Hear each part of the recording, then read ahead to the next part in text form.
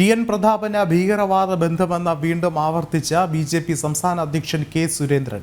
PFI ഭീകരവാദികളുടെ കളിത്തോഴനാണ് ടി.എൻ. പ്രതാപൻ. മതഭീകരവാദികളെ ഇരുതോളിലിരുത്തിയാണ് പ്രതാപന്റെ യാത്ര. തൃശൂർക്കാർക്ക് വേണ്ടത് സുരേഷ് ഗോപിയുടെ സ്നേഹമാണെന്നും അദ്ദേഹം വ്യക്തമാക്കി. പ്രതാപന്റേത് വ്യാജ സ്നേഹമാണെന്നും കെ. സുരേന്ദ്രൻ തൃശൂരിൽ പറഞ്ഞു.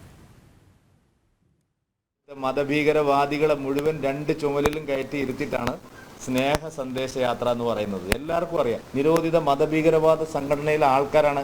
അയാളുടെ എല്ലാ കാര്യവും ചെയ്യുന്നത്. ഞാൻ അന്ന് പറഞ്ഞല്ലോ, അയാളുടെ IT കൈകാര്യം ചെയ്യുന്ന ആളെ പേരടക്കം ഞാൻ പറഞ്ഞില്ല. എന്താക്കി എൻ്റെ മൂക്ക് കയറ്റിയോ? PFIക്കാരുടെ കളിത്തോടനാണ് അയാൾ. തൃശ്ശൂരുകാർ നല്ല ബുദ്ധിയുള്ളവരാണ്.